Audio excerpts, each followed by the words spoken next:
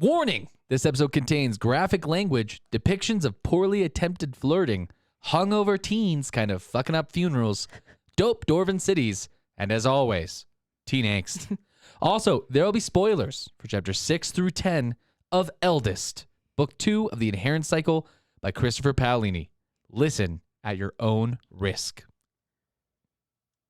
Is this a podcast, or is this just fantasy?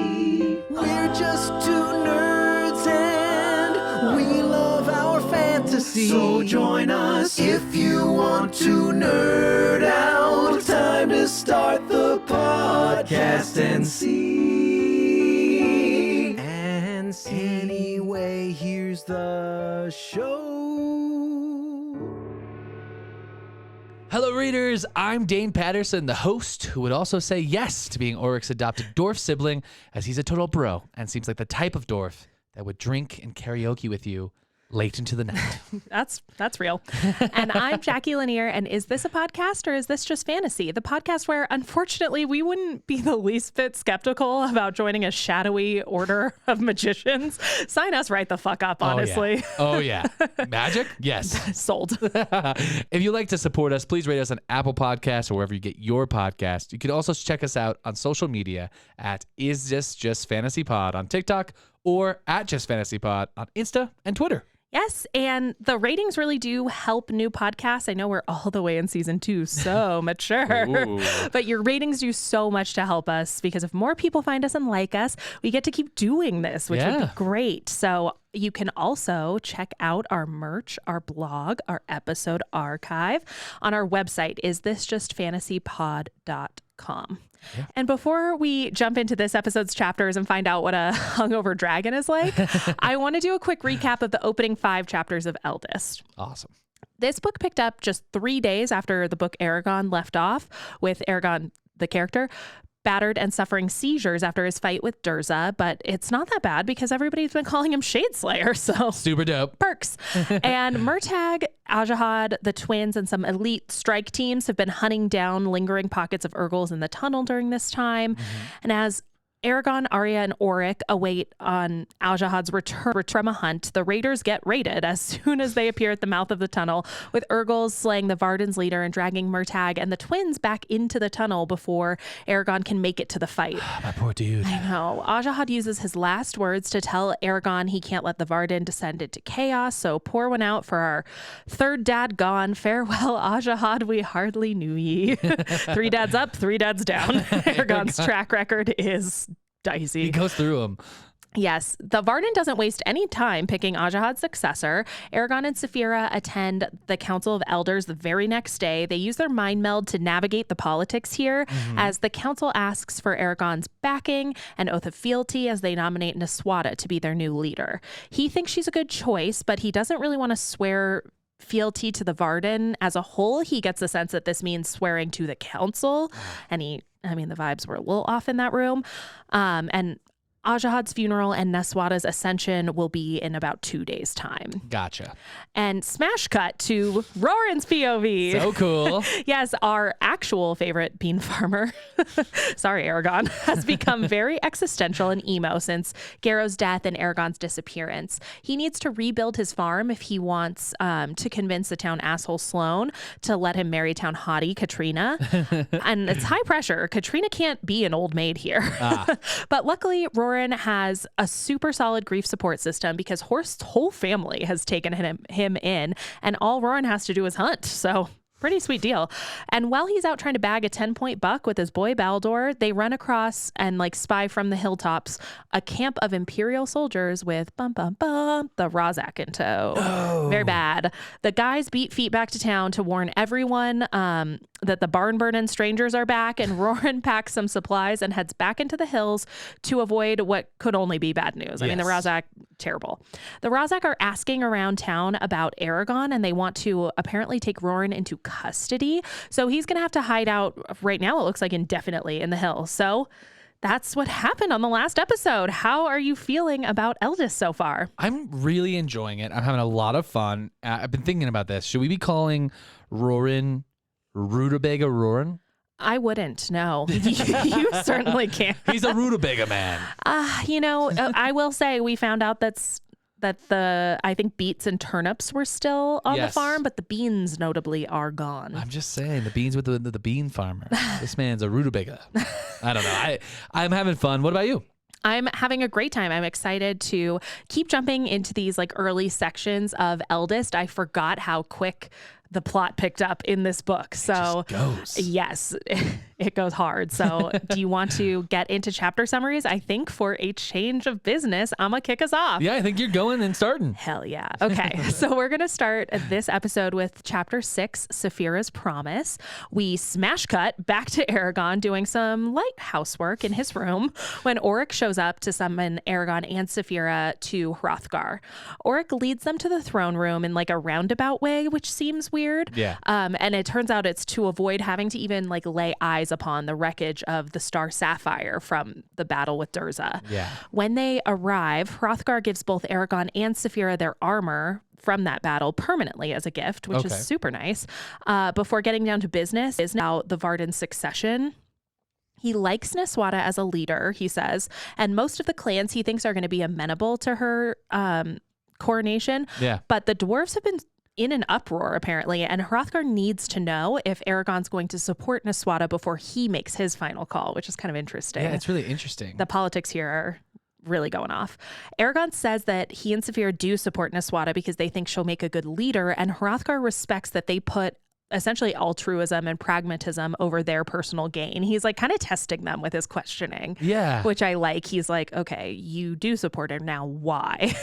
And it's not for them to get ahead. It's because they genuinely believe in her as the leader. So I like this. I think he's trying to suss them out. This insight into him is really interesting because he seems like a non-flashy down to business guy. Yes, exactly. Yeah. And I also really like throughout this conversation, as we saw a lot and definitely talked about in the last episode, Eragon and Saphira really continue to like sidebar and hedge and like work stuff out between the two of them throughout their conversation with Hrothgar. And I think they're learning. They pull it off more elegantly, I would say, than they did in their conversation with the council. Drooling whether. Yes. And then bursting out with like the most like tactless comment you could possibly make. What about make. me? What if I did it? Yes. So I like the conversation with Hrothgar. It seems like he and Eragon have a really good rapport, which I think is cool. New daddy, maybe? I don't know. Okay. I'll have to find out. I mean, if he's going to be a new daddy, watch out, Hrothgar. Hope your guard is up. So Eragon also asks about the Dragonhold and Isidar Mithram. This is his one kind of foible, I'd say. Yeah. As the conversation's coming to a close, he's like, how y'all going to rebuild that? Yeah, what's going on with that? Or sorry, how are you all going to rebuild that?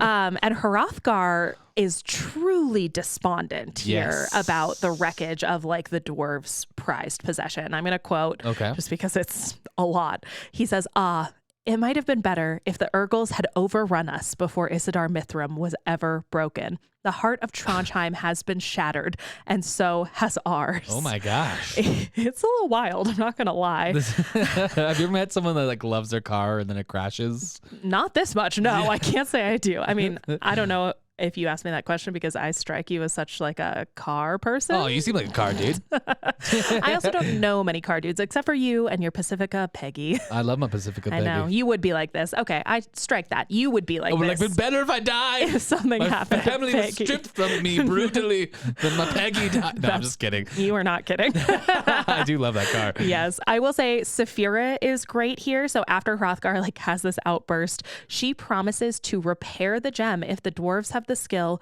to reconstruct like every last chip of it into its original shape. What? And yes, so Hrothgar's like, our guys can do anything, absolutely no problem. And it's like, okay, damn. He's like, we're dwarves, we can do that. We can do it. That's kind of our thing. And Saphira's like, if it's every last like bare piece of dust must be there, like I'm very confident my dragon magic will kick in and I'll just be able to heal essentially the heart of your people. Is this more of the dragon magic we saw in the first book with the tomb, you think? For sure. Okay. I think that's what is making her feel like this is a thing. That's like, I got this. Yes. I make diamonds. Yes, exactly. And at this point, it's like the dwarves come back to life in response to this. Hrothgar is stoked and says I think this is close to a direct quote too. I think he says he finally has a reason to live again, which like VVV dramatic Hrothgar. Jeez. But he tells Eragon and Saphira to go spread the word among the dwarves, and everyone is so excited they decide to throw an absolute rager that night. So awesome. Yes, Eragon and Saphira both get pretty hammered, and I love the scene where they so do the good. party scene. The section closes with Saphira like falling down drunk. I think she like drinks an entire barrel of ale, tosses her head back and drains it in one gulp. Oh yeah, it's 4 barrels. It's 4 barrels. Well, she does the first, and everybody's like, "Holy shit!" And they're like, "Bring another." The dwarves are like, So good. "Load her up." It's so good. It's really good, except for once she falls down drunk. For some reason, this triggers another episode with Eragon's back, one of his spasms, and it knocks him out cold on the ground next to her. So They need to find up house. that head trauma count, I think. Yeah. 2 so far for this book, and your over under with 5 is not looking very comfy anymore, Dane. Just saying. Looking like I might be wrong. I But think so. it'll be the first time it's happened. So moving on, chapter 7. Requiem. We start this chapter and it occurs to me that this is the second time Eragon wakes up hungover. Yes. Is this being added to the brain trauma count, right? Like Officially? hangover separate from the seizure. I think I could be a little kind to you and Okay. bundle them as one. For personal reasons, I'm omitting hangovers on their own from the official brain trauma tally. I don't want to spend any more time than I have to thinking about how bad drinking is for your brain. So that's where I am on that. Well, at the very least, it's not probably good for his back recovery. Yes, I'm glad also that I'm part of this bet and making the rules for this bet. That seems like a conflict of interest. I'm okay with it. It's but benefiting me right now, so I'm okay with it. So, I'm tough but fair. yes, like Ajahad. Oh. Oh, I already miss him. Our 2 hungover college students head to Ajahad's funeral.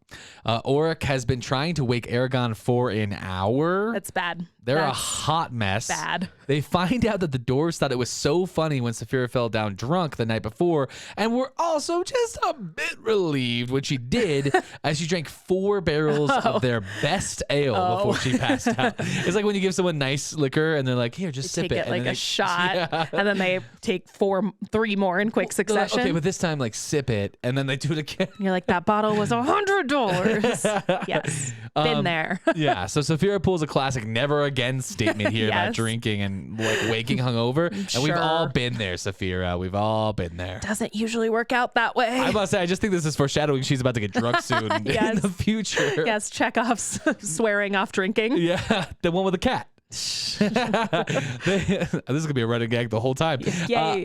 They watch as Ajahad is buried in Ajahad. Mm-hmm. He deserves respect. Thank you. Yeah, is buried in a special place in stone with the dwarves. Yes. It's really dope. I guess the dwarves find it like the utmost importance to be buried in stone. Yes. And if they aren't, their spirits can't rest. Mm-hmm. And then like all of the dwarves when they die are buried in this fancy chamber together. And it's implied that it's a really great honor for Ajahad, who gets like, he doesn't get to go in it, but he gets like a special alcove to the side of it. Yes. Not so he's not with the dwarves, but he's near them.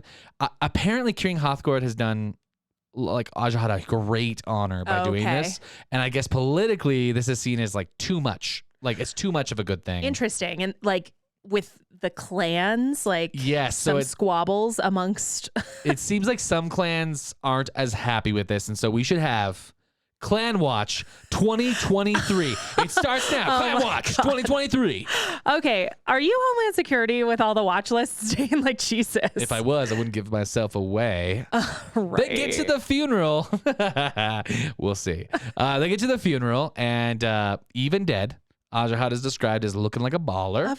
Dane, of course, he's a beautiful man. That Yeah. doesn't go away just because he's died. He was a beautiful man. Get out of here. Yeah. Others give Eragon faces for being late. Uh-huh. Duh. Yes. He and Saphira just stand there, and Eragon is confused. It's kind of hilarious. He's like, "What am I doing?"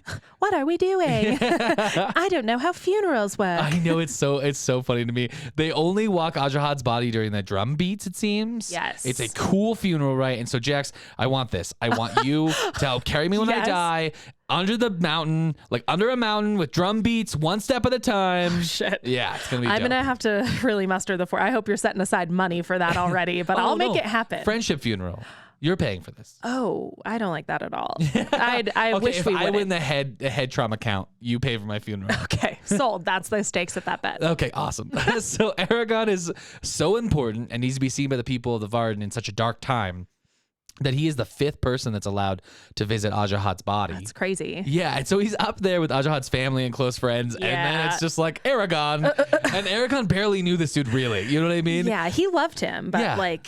It was a quick daddy love. Yeah. And it strikes me as funny because when he walks up there, he is sad. Yes. But he's more sad about Murtagh, and he basically gets really, really emotional because he's like, this is Murtagh's funeral. This is my sad sword bro burial. Yeah, that makes total sense to me. Murtagh's body's gone, and there aren't many people in this world who have respect for Murtagh, quite frankly. So I think Eragon feels like this is really the only way he's going to be able to like deeply mourn Murtagh's death. Yeah. So I like that he's kind of taking this opportunity to be like, I'm sad about a lot of stuff. Yeah, I mean, and this is why I've worn black in the podcast. When you watch it on YouTube, I've been mourning Murtagh this whole time.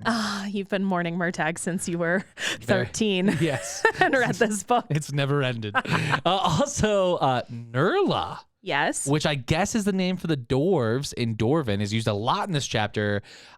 Was it in the first book? I think it might have been. I kind of think so, but we didn't comment on it in the first I'd be season. hard pressed to like know for sure. Well, please don't ask me questions I don't know the answers to. I don't appreciate Well, jeez. Anyway, we're trying something new this season.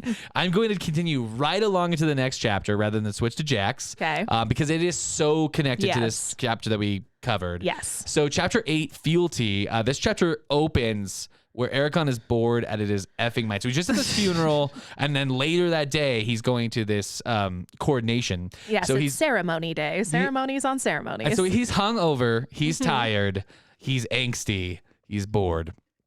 And so what I was fucking mind is Nasawada is sworn in as the new leader of the Varden. Yes. Jormander goes over the details of why she's a great fit, and the council agrees. He's a super bad hype man for Nasawada.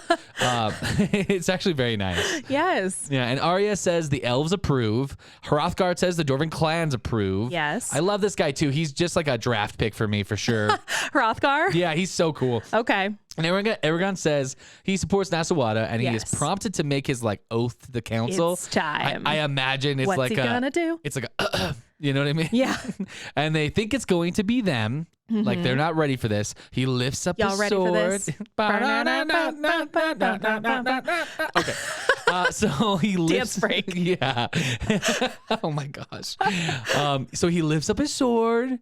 And then like fakes him out last minute. So good. And he turns to Nasawada instead of the council, and it gives his fealty to her. And the council is instantly like, ooh. Yes. Also, I like the way this is written. I feel like I kind of talked about it in the last episode, but Eragon's a little torn still about like what he's really going to do when it's game time. Yes. So it's even a little bit of a surprise, at least to the reader. I think because of the first time he actually has been thinking about this stuff, and he knows that he's about to piss some people off really bad. Knows he's kind of in a trap. Either way, yeah, there's going to be some fallout for his decision. This is development. Yes. This is what it looks like. It's happening. We're getting it. He's doing it. Nasawada gives her acceptance speech, and I give her props because she keeps it short and sweet.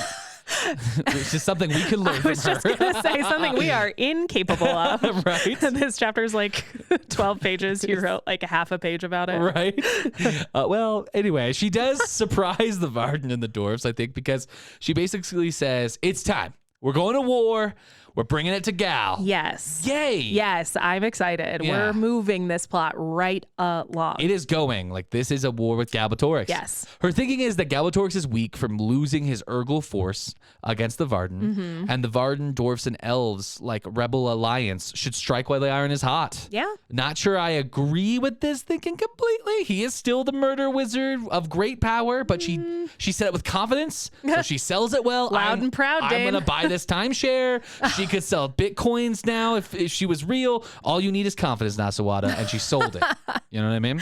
Yes. Yeah. So Aura comes to Eragon to be like, whoa, bro. You know, he's like, did you plan that fealty craziness? Yes, Auric is shook. Yeah, He's like, damn, you did a thing, bud. He wants the tea, too. He's like, well, okay, walk me through this. I love Auric. He's one of my very favorite characters. You can have Hrothgar. I'll take Auric. No, Auric is mine. I staked claim last season. Auric is mine. We can share him. There's enough Auric to go around. You have everybody. Well, I have very Murtagh. rude. Well, anyway, Auric thinks it makes Nasrawada stronger politically from the start of her reign and makes Eragon some enemies. I like Auric. We know. He seems like a total bro here. Yes. You're laying claim to him. I also like, everyone likes Auric. Auric's perfect. That's what I'm saying. We'll share. I get the or, you get the ick. Okay, fine. Yeah. Chapter 9, a sorceress, a snake, and a scroll. Awesome. This chapter opens with Eragon returning to his room after the inauguration, and waiting for him there is Triana, one of the sorceresses, with Duvrengar Gata. Cannot believe I got out sorceresses with no Nailed stumbles. it. And that was in the same line of Triana and Duvrengar Gata. I'm really crushing it. So good. My luck is about to run out soon. So Triana wants Eragon to lead the coalition of magicians since the twins have left. Apparently they were in charge before. I think they accosted Eragon in the library. Yes, they were not nice about it. Yes. So she's coming to him again, trying to get him to join and be their leader. She offers to teach him sorcery, and she kind of starts like laying some groundwork on Eragon. She's asking him if like, hey, you got a girl?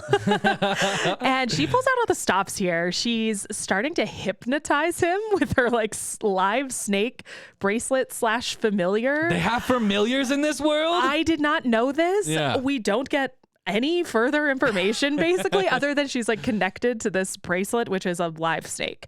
It's very cool. I'm into her. Yes, you would be. Yeah. Saphira at this point, I regret to inform you, things might turn Oh no. on Triana a little bit. No. Saphira interrupts here just to put the kibosh on Eragon swooning, basically. Oh. She's growling, she's chasing Triana out. So you can be into Triana all you want, but Saphira has some shit to say about it. Other plans. Yes. And Eragon, because of this, Eragon and Saphira have like a little spat. Yeah. In which Saphira calls Triana a slattern. Oh, that's not fair. I know. It's a funny word, though. It is. It's a silly word, and I like it. You can tell I'm dumb. So Saphira calls Triana slattern, and Eragon's side of the argument is that, like, he should be able to talk to any girl he wants. He's like, I'm a man now. I'm like, okay. Like, just maybe take a seat, Kevin. Your decision-making track record is dicey at best so far. So, like... That is true. Maybe let Saphira take the reins a little bit. I'm just saying. They do leave things amicably enough, but Eragon actually is really shaken by this fight with Saphira. Yeah. He spends the first night away from her since they've been in Trondheim, which is kind of a big deal. Wow. But like any successful couple, when they reunite, they decide to just sweep that shit right under the rug and avoid talking about it forever. Sounds very healthy to me. Yes, there's no time for healthy communication skills, Dane. They're summoned by Nasrawada the next morning. Yes. Nasrawada informs Eragon and Saphira of like what the actual specifics are of her plan to move the Varden to Serta to start this like offensive war, essentially. Okay. So she says, specifically, after the victory in Farthendur, King Orin is more willing to openly align his country with the Varden than he was in the past. It's kind of an interesting tidbit. She's able to communicate very quickly with Serta by using a dwarven system of like flashing mirrors that run the length of the tunnels. I like it. Cool. And you know, I love the dwarven cities. Just any like offshoot of that, I'm like, give more. But she wants to ensure they open a magical phone line back to Hrothgar when they go. So she actually is like thinking shit through here. I think that point about Orin and Serta, I don't know if that helps for you kind of crystallize her logic in launching an offensive war at this point. Cause you're like, I don't know if that's a great idea. Yeah, I don't. Does that help? It does help. Whole other country. But it was, they've always been a rebel country, like for 100 years. So But the country of Serta, so that's what Nasrawada is saying here. Like King Orin has supported the Varden, but really behind closed doors. Yeah. So they've not been openly rebellious toward Galbatorix. They've just been separate. They basically seceded without causing like... I guess just from what we've seen from Eragon, Galbatorix put down, it seems like harder than normal soldiers. And he has his entire empire to help him, plus the Razak. I'm just worried it's not enough yet, but I don't know. I'm not, maybe Nasrawada has more information than I do. I could see that. I guess for me, it seems to me, and I think Nasrawada like hints at this a little bit, she's banking on the element of surprise and the idea that now that they have Eragon, and if they start the war offensively, they'll be able to strike and wipe out enough soldiers in the Empire before they need to confront Galbatorix and his dragon directly. Yeah, it's a momentum thing. Yes, exactly. I get that. Yeah. So to that point, Niswata also says she wants to start like advertising Eragon and Saphira as allies of the Varden. She's got her PR campaign on lock. It's like posters of Eragon pointing, "We want you." Yes, exactly. Eragon's all for it, but Saphira still wants to keep Galbatorix in the dark about their true loyalties. She's being very protective here. Yeah. We're definitely getting that that's a hallmark of her character. It's one of the only characteristics we had from her in the beginning of the first book, and it's a mainstay. It's a cornerstone. Well, it makes sense, right? She doesn't want anything to happen to Eragon because it would affect her.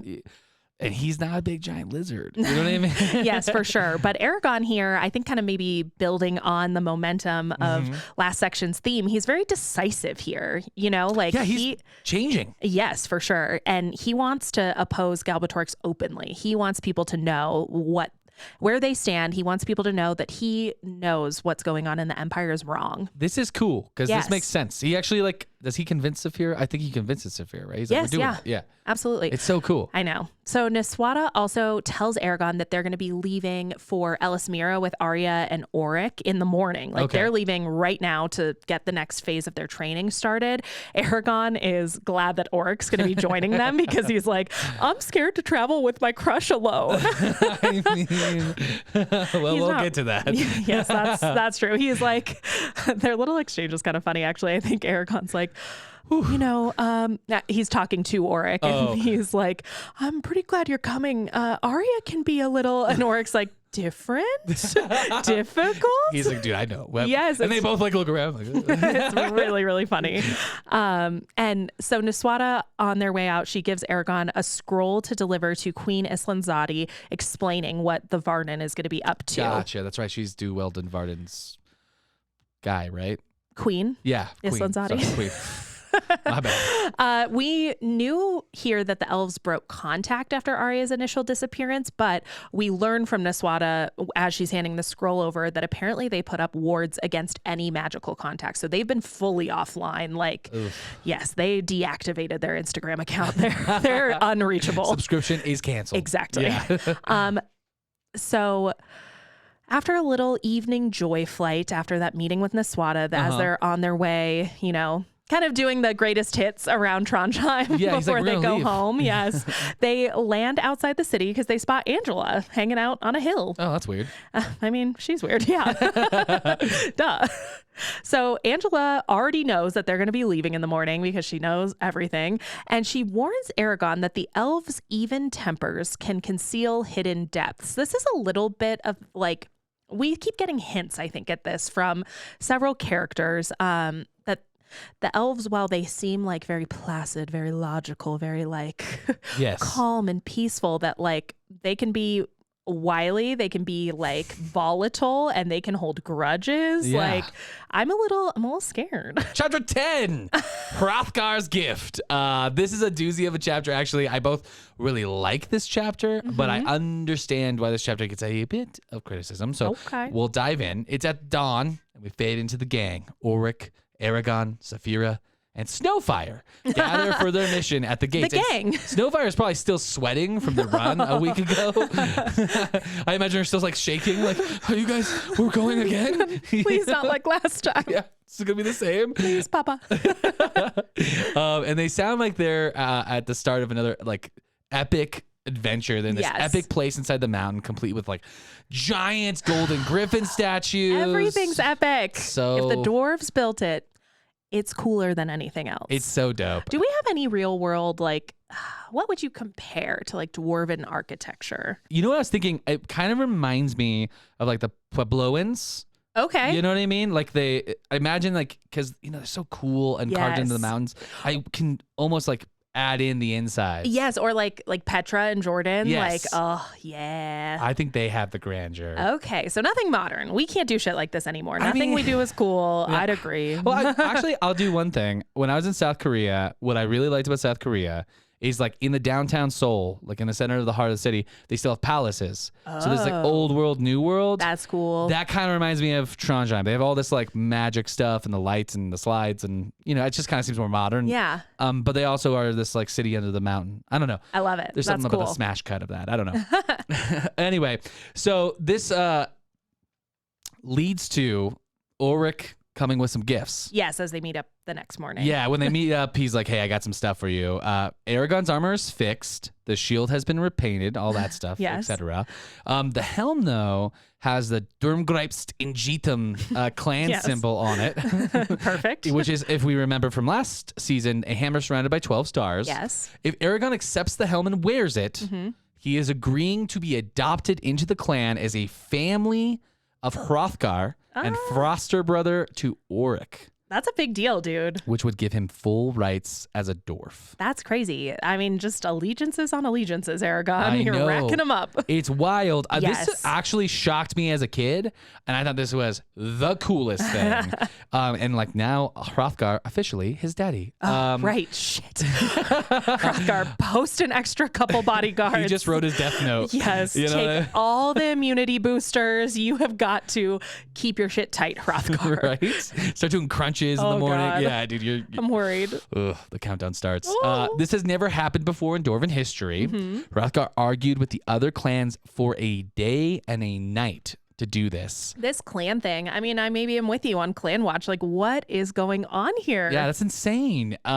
This is happening because Ulrich gives us some insight. Hrothgar wants the dwarves to be as tightly connected to the new rider as the other two races, which has been a problem historically. Yeah. It also gives Eragon the right to sit in on Dwarven council meetings, Okay. which is really interesting.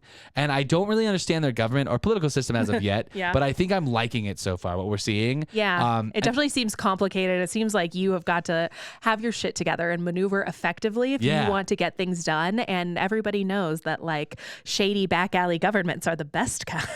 It's my favorite. I mean, they're the best kind if- to read about. Also, maybe it represents some like checks and balances in a culture that has a straight up king. Like Yeah. you have to get everything passed by the clans. Like This might be a modern, fix it to some of what you were just saying, the old school monarchy. I don't know what Christopher Paolini was thinking. Yeah. Well, this will give Eragon the ability to be buried with the Dwarven dead when he dies, something not even Ajah had got. So Yes. that hall, that little alcove, he'd That's actually go right. inside the That's Dwarven right. places. So this is a lot to handle at dawn, to be honest. Eragon does not strike me as a morning teen. yeah, but big same Eragon.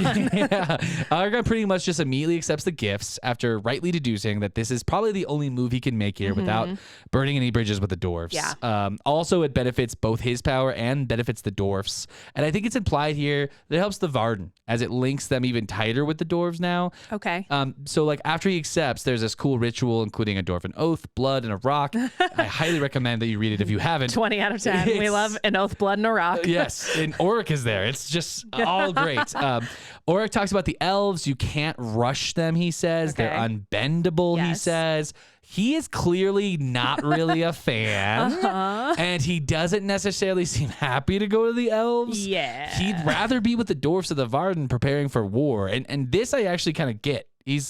He kind of has on babysitting duty, a little bit. I mean, he likes Eragon, sure. I guess I kind of agree with you. Yeah. I guess when I read this at first, it's like, well, he loves Eragon. That's his Right. friend. So Yeah, why they're would he brothers want to now. go? Yeah. But I could see, I mean, looking back on this reread now, I'm like, yeah, he would want to be with the people he's known his entire life Yeah. and like helping them to prepare for a literal war. A dangerous thing that's coming, Yeah, exactly. And we actually don't know much about Ulrich's personal life. So I wonder, That's true. I don't know what's going on with him. Yeah, is he leaving behind a wife and children? Yeah. And like, we have no idea. I mean, does he have a snowfire? Like, does he have a horse to take care of? A grandpa horse? A brother, cousin.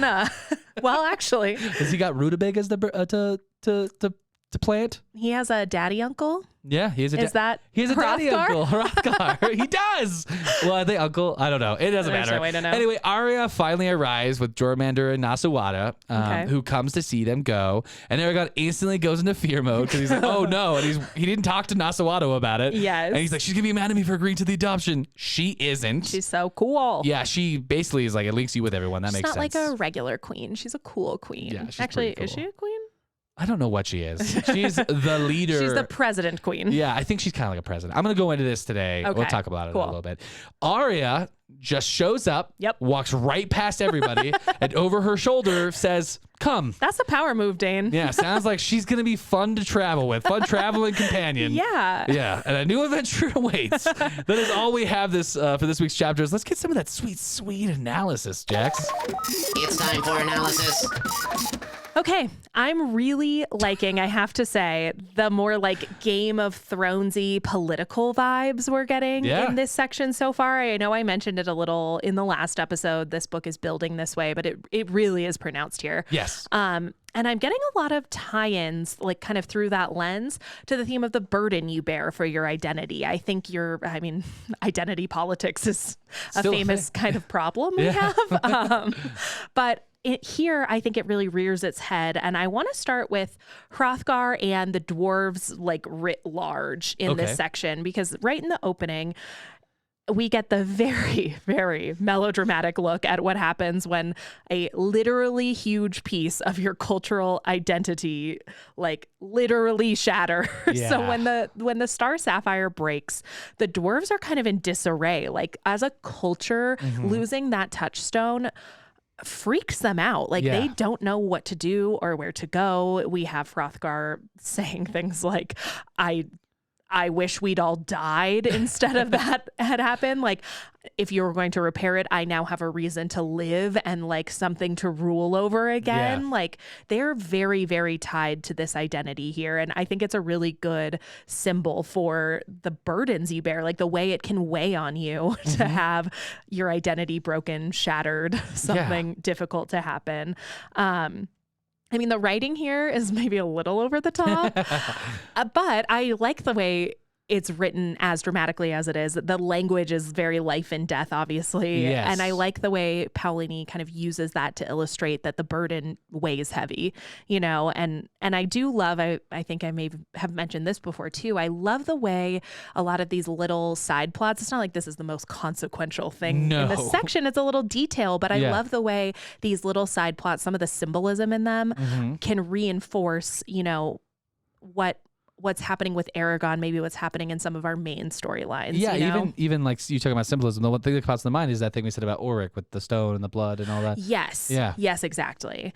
And over in Eragon's plotline, speaking of him, he is in the process of swearing fealty to Noswada instead of the Varden as a whole, also becoming a straight up dwarf of the Durgrimst and Jedum clan. So like cool. He's taking on new identities here and he's very preoccupied about it. Like we do get so much of his internal dialogue with Saphira now revolving around like what it means to them to be sworn to Noswada. I think they have the thought that like they're bound to protect her bodily if anything should happen, but she's also responsible to them to conduct herself and to only ask them to do things that are like moral and righteous. And I like that he's kind of that pendulum is swinging both ways a little bit in terms of like what this identity means that he's taking on. Like it gives him extra responsibilities, but it's making him think through what other people kind of owe him. You know what I mean? No, he's finally thinking about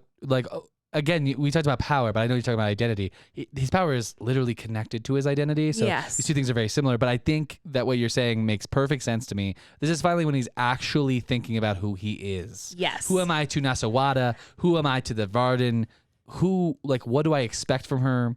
And what should I reasonably do if she commands me to do something I disagree with? Exactly. Yeah. And I like that burden has a little bit of nuance to it because it is all of that. Yeah. But it also is kind of causing him, I think, to reflect, maybe for the first time, on the way that other people treat him or like what he means as a symbol and how other people react to him or act around him, what they owe him because of that. It's kind of been a primer in that because you have he arrives to the Varden, he has that original like end of the book, everyone waves. Yeah, yeah.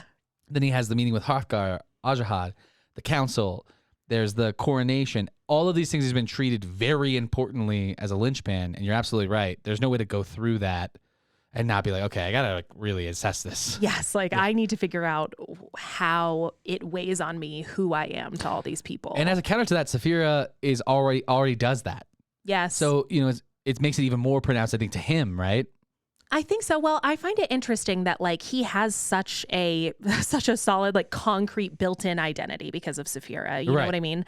So he was always going to be a capital R writer forever, ever. He didn't necessarily need to take on new identities, but he's doing that here. And like understanding, I think for the first time, the way that's going to burden him, but maybe also some of the benefits, some of the ways that serves his identity as a writer. You know what I mean? Because the writers are supposed to be responsible for the people in Alagasia. They were very involved in politics in times of old. So I think it's kind of meta identity. He's taking on new identities to support his main identity. I like that. Yeah, no, I like this. I like it.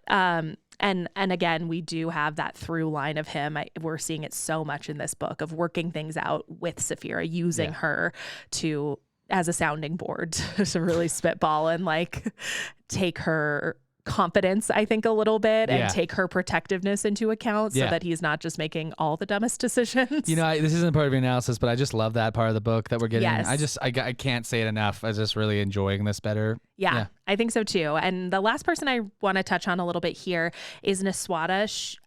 I think the way she's taking on her leadership role in the midst of her grief, it can almost be easy to forget that she's a grieving daughter. Right. In the scenes we see of her here, we seem to get, I think, a lot of duality from her here, kind of because of that. Like the burden that's on her because of being a daughter and being a leader is causing her to kind of split a little bit in the ways that she acts in different situations here. So in the funeral scene, Christopher Paolini describes her as like uttering like a primal wail in a way. Like it's very, very emotional. But as a contrast to that, she's unbelievably composed whenever she's meeting with Eragon in this section, like as she's commanding other people, she really has her shit together, like almost to a scary degree considering what she's going through. Yeah. And to me, that feels like she's under this burden to be all things, to do all things. You know what I mean? I do. I love that. I hadn't thought about that. That's really cool. Yeah. And I think a part of that too is like the immediate and decisive action she's taking on behalf of the Varden. Like, to me, that's so realistic. The way that she's like going to launch this offensive war now. Yeah, and it's so brave. Huge. Yeah. And I think really it's not only, I think, in my opinion, a good strategy. I think it is ripe time to like march the Varden, muster their forces, gain new, I think, members to the Varden is what I think she's hoping by advertising Eragon and Saphira. I think that's going to make it ultimately a pretty good strategy, hopefully. But I think on the flip side of that, I can really relate, like personally, to wanting to stay like crazy busy because you're grieving. And I think that kind of like, I think maybe on previous reads when I was a kid or a teen, that wasn't something that felt as real to me. I think it's a really nuanced way for Christopher Paolini as a kid to write a character, because that happens all the time. You're like, I don't want to fucking think about how sad I am. I'd rather get busy, do something crazy. Yeah. I have never thought about that. She's almost like choosing to lean into her burdens in a way to get this stuff done, because I think her identity might feel unstable or like fragile after her dad's death. She doesn't know who she is. Remember, nobody to our knowledge has ever been a mother to her. Ajahad showed up with her as a baby, like alone at the Varden. And she's like orphaned now. Yes, that's like her only touchstone. She's very young. Her dad was young, and she's literally stepping into his shoes after his death. Like that burden and that identity, I think she's leaning into it by being like, I'm going to do it, and I'm going to do it big and better than anyone ever did it before me. She's doing it gracefully. She's doing it gracefully and with control and poise. Absolutely. But I love the touchstone. Like the first time I think we see her in this section, it's like uttering that like wail of loss, and she sings as like a traditional song, which at Ajahad's funeral. Yeah, I would love to know what tradition that was, but it does. Like, I just imagine the whale, like, bouncing off the walls of this deep, deep cavern. Yeah, it really, it feels primal. It feels emotional. It's in so many ways like a very evocative scene, which I think is something Christopher Paolini can do so well sometimes. And that's what I'm really feeling here. That's what I have for analysis. Are you ready to get us into a deep dive, Dane? Deep dive. Let's do it. I think this one's going to be a little chunky. Okay. But it's because this week I want to dive into the power players with the side Eragon has picked in this war against the Empire. Okay. There are more than it appears, so let's break them down so we can keep building this political stuff that's ramping up. Yes. Keep it straight. Yes, please. Yeah. First, there's the Varden. Within the Varden, there are 3 groups of power. There's the leader of the Varden. The leader of the Varden is an elected official chosen by the Council of Elders, it appears. The leader of the Varden seems like the head of the military as well as the general authority and lawmaker. Something like the king, like prime minister, president, it kind of seems. It actually, the way you laid it out like that seems very analogous to president. Like, yeah, that's why the council we know is elected by the Varden, and then the elected leaders elect the president. It's like exactly how that works here. Yes, electoral college. Exactly. So she's the most powerful person in the organization. Yes. At the very least, we can say that. Below the leader of the Varden sits the 5 council members of the 5 council of elders. These 5 people are also elected. Yes. They are elected by the people of the Varden to represent the general population and their ever-changing needs. They seem to have 3 other purposes as well. Okay. I'm trying to pull so we can get an idea of what this is. The first is that they're close advisors to the leader of the Varden. Yes. It seems they might actually have some minor governing ability to help the leader as well, which makes it a lot of sense as it's important for one person to run such a large organization. They need help, right? Yes, yeah. So they're small. I think they're kind of, I'm thinking of them as like a small cabinet. Oh, okay. Kind of similar to what we have here in America, because it seems like Jormander might be a cross between like a Secretary of Defense and Chairman of the Joint Chiefs of Staff. Okay. I like that. Yeah, just based on what we've seen him do in the last book and how he's taking charge here. Yes. So if the rest of them are like that, but within the areas of like trade, agriculture, education, that would be, I don't know, they'd be very powerful people. Yes, that makes total sense. The second I already covered, but they pick the elected leader. This seems like the most important part of their job. Yes. It gives them an insane amount of power over the Varden and over the people of the Varden, because if you're a person growing up within this organization, right, you might hope one day to be a leader yourself. So you want to keep them, like happy, right? So it seems like it's only a temporary power, but actually, since we don't know how long Varden leaders serve, we don't know how long they normally live, it actually might be a pretty powerful position. Yes, it seems like we have a lot of things to compare them to, where it's like a little bit electoral college, a little bit cabinet members, maybe in this it's a little bit Supreme Court, and then it might be like lifetime appointment kind of a situation. Yeah. I'm wondering what that looks like. Yes. And third, and I'm really just making up from context clues in these, the last episode of chapters, if I'm wrong, I apologize. But I think I am right.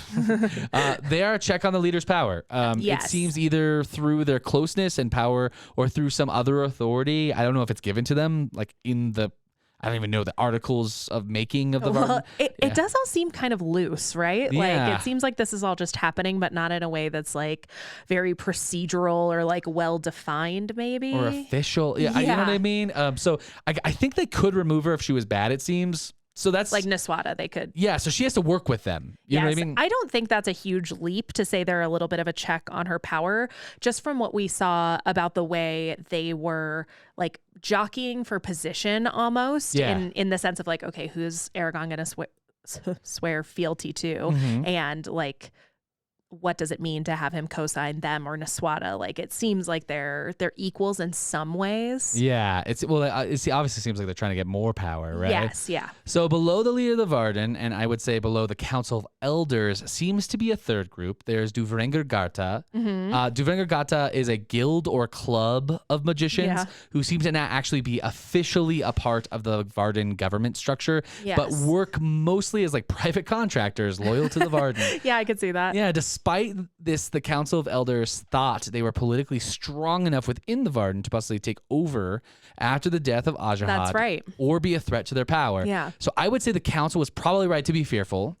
And because in the world of magic, it's obviously super important. That they have, that organization is going to have massive power. Yes. So I'm adding them to this because of how powerful that group just would be And so it's an unspoken factor in their politics. And we see that in this chapter play out. Well, especially because it comes up 2 different times that Eragon's asked to be the head of this organization. I think that speaks to at least the power they think they seem to think they have. It says something that like the Council of Elders thought the twins were slime, but we also saw them sitting with Azrahad when Eragon first meets him. They're the first people at the entrance.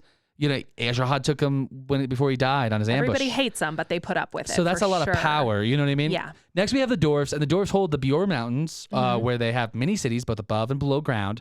We so far have spent our time in the mountains of Frothendur, where the capital city of the dwarves is called Trondheim. Yes. Trondheim is where the first 2 powers sits. So the king of the dwarves resides in the halls of Trondheim, and he's basically King Classic, it seems like. Yes. And beneath the king of the dwarves seems to sit the 13 clan leaders. And these run the clans like states or countries, it seems. Okay. And are the leaders of large swaths of power. So they would be like 13 kings, with the true king of the dwarves being the high king, or maybe like a senate and a president, or like governors. Maybe. I was just gonna say if every clan has a governor essentially, but then all the governors are also the Senate. Yes. Or the parliament. Yeah, it's kind of interesting. You know, this system means that the clans have immense power over the king, as they can always leave or gang up on the king together. Yes. Classic old school monarchy. This part actually is very similar. Often back in the day, kings were like limited to their power. So either the check on their power was the church,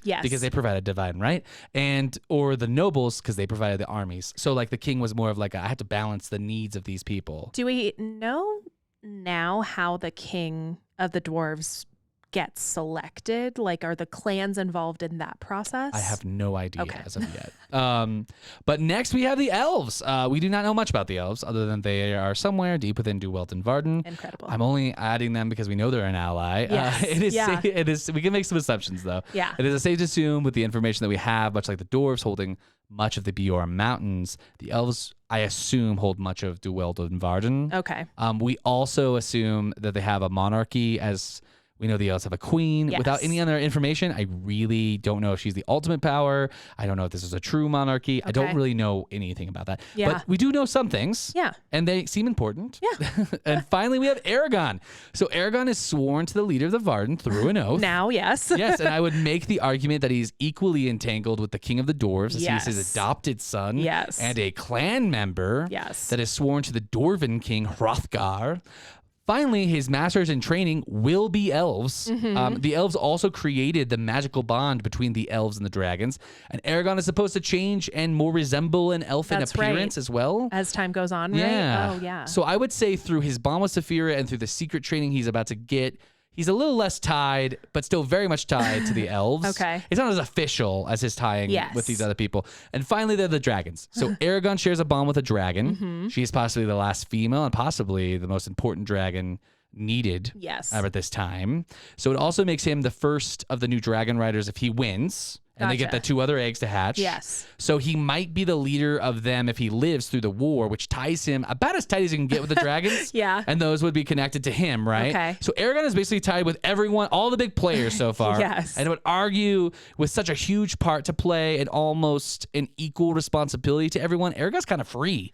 It's funny, with all of the responsibilities, he's kind of free to do what he wants. It's weird, but all the various ties kind of put him in this position to like, what he wants, and all of his masters kind of have to let him because of their political ramifications. If they force too hard, he's like bound in so many ways. He's bound in no way. Yeah, kind of. Like in so many ways, he has responsibilities. But if he wanted to, you know, if the dwarfs push against the Varden, you know, they don't want to make it political. So that's the deep dive. That this makes week. sense. Yeah, Paolini has really turned it up, like you said. Yes, and I love that even as complex as some of these like political machinations are, it's really, I think, ultimately just like a 6 degrees of separation kind of a situation with Eragon at the middle. No one's ever too far from our main guy, which makes sense. Yeah, mostly because he's the only one. I think it would make a lot less sense if he was part of like 100. You know what I mean? Yeah. But here it makes a lot of sense. And I don't really think I have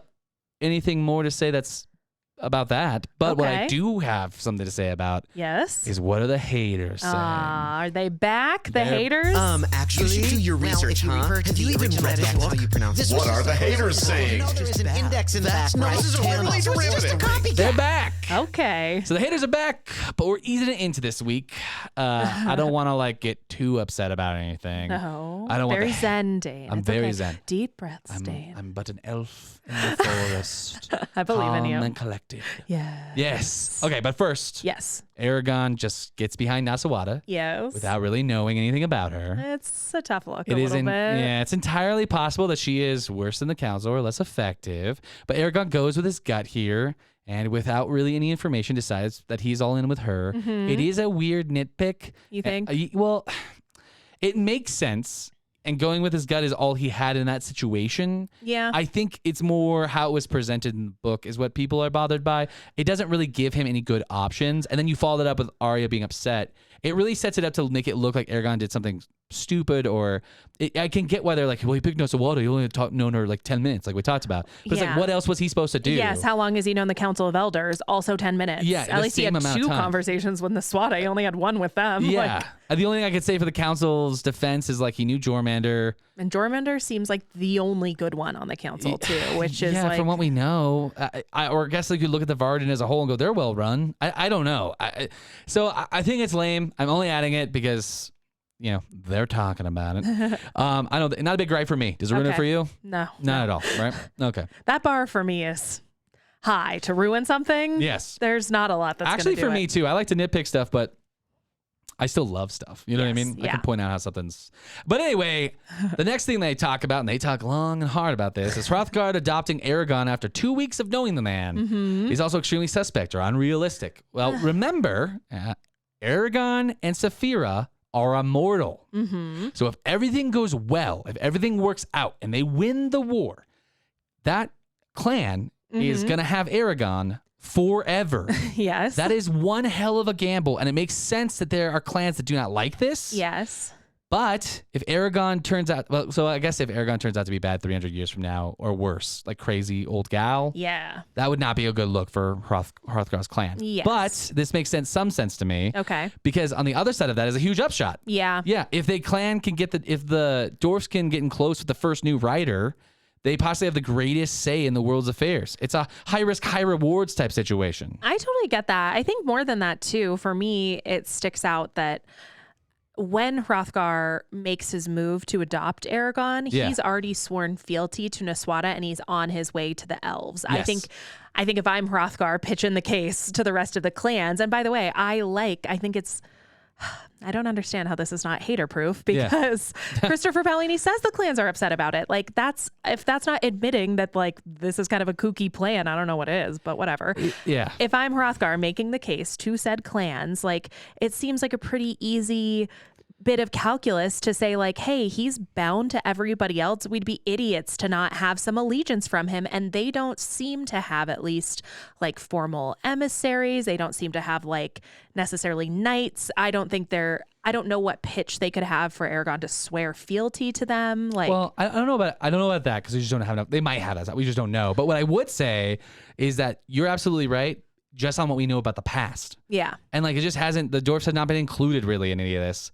And Hrothgar just, if this works, has just included them in the conversation. Exactly. Because they have a clan member as the leader of the riders. If Eragon wins. Yes. You know what I mean? So like, it's a huge gamble, but I also, like you, think this is ridiculous. Like I don't want to say it's hater proof. I try to make those like as most like unarguable as possible, but it is pretty dang close. Okay. It would be almost. Okay. We're almost okay. there. I was close. I tried. Finally, the biggest one in this section is the implications of Saphira's comments after he gets aroused from flirting with Triana. Okay.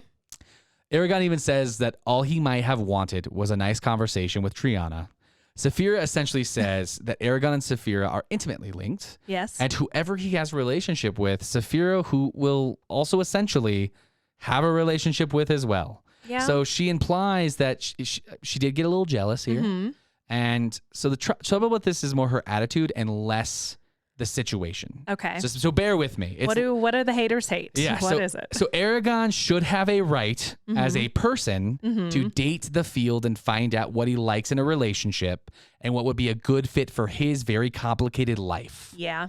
He should not be forced to be with the first woman he has strong feelings for. Fair. If he can't have that, and I'm not sure, I'm convinced he can't, even linked to Saphira, he should be able to mourn that and has a right to be very upset by that. Yeah. Right? Eragon also has a right to spend romantic time with other people to discover what his desires are sexually. But if not full on with sex, at least with like kissing and flirting and dating. Yeah. The inability not to live a life, especially a possible immortal life. Yeah. With flirting and sexual tension and sex is wild. Yeah. Again, especially if it might be for thousands and thousands of years. He should be able to be upset about that if he isn't allowed to. And Saphira talks to him like he's a child acting out. Yeah. And I agree here. He has a point. If she can't even try to work with him on this, then like it's a shitty situation she's created. Yeah. And finally, and this is not the first time a conversation on things Eragon can and cannot do has happened between him and Saphira. She seems to be in charge. She basically gets to act however she wants and do whatever she wants.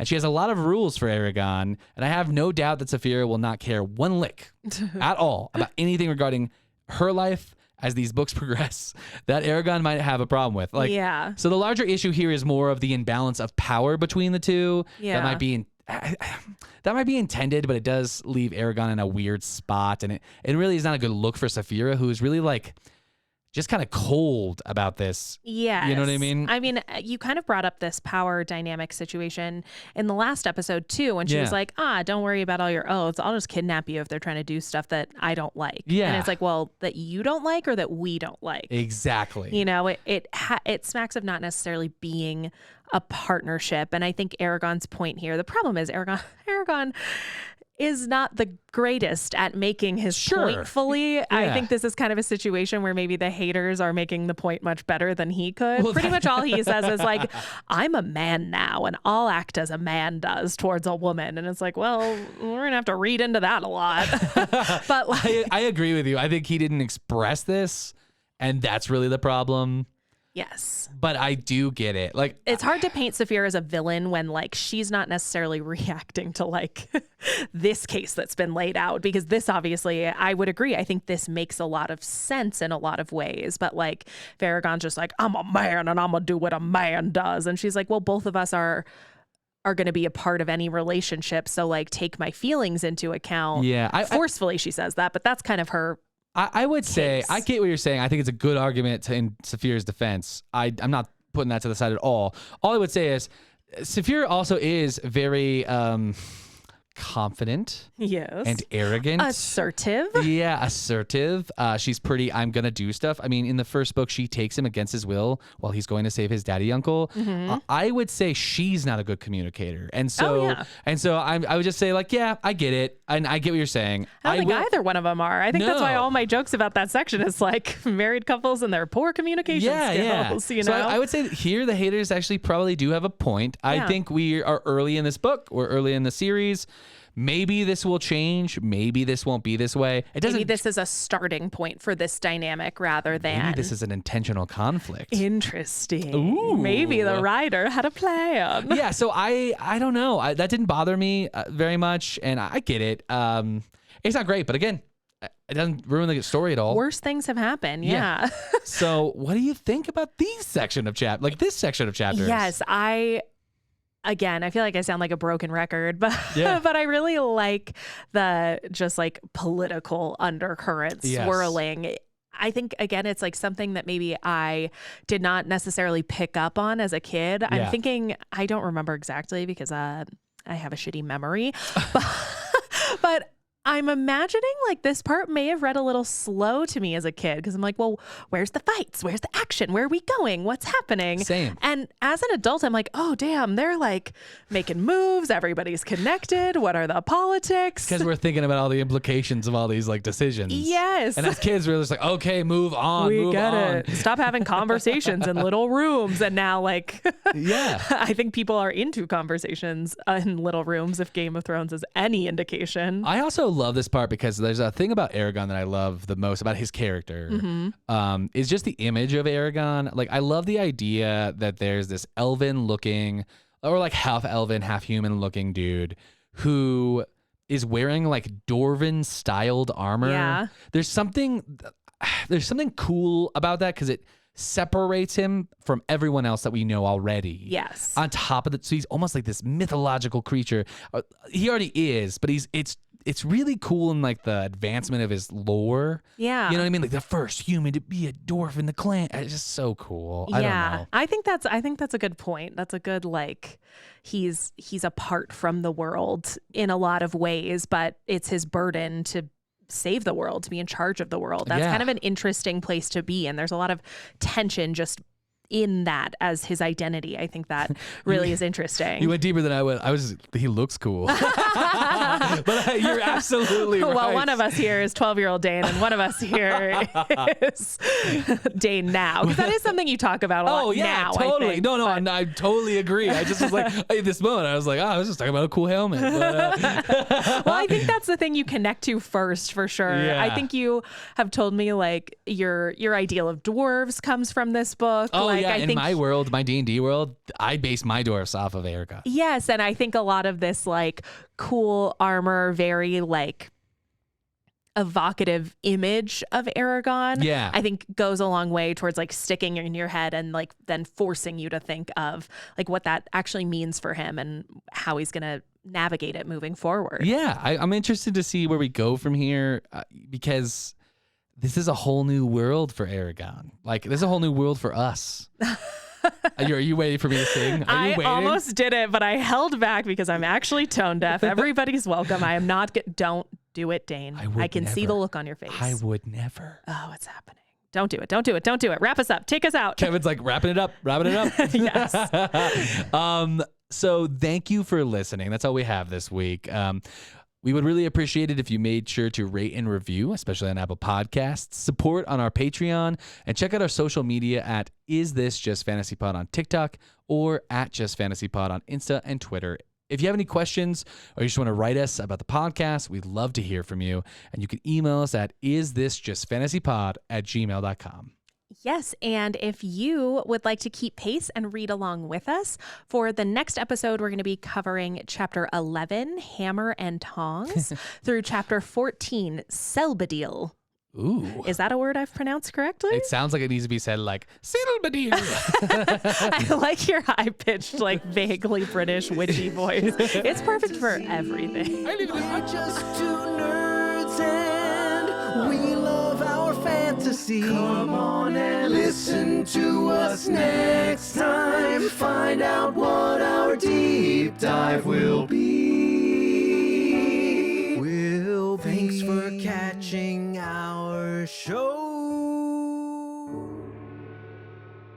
Dear friends and family, first, on behalf of Nasawada, I would like to say your vote for the upcoming Varden leader, president, queen, prime minister, ruler, I don't know, something, is important as every vote counts. Thank you for supporting her in the local election by pushing your council member for the right choice, the only choice for the Varden, Nasawada, an end to tyranny and a new beginning. Anyway, is anyone else also totally feeling a little better even though we're all sad because the twins are gone?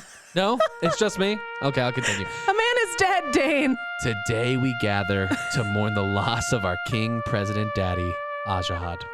A great leader, a dear friend, and one fucking sexy Idris Elba looking motherfucker.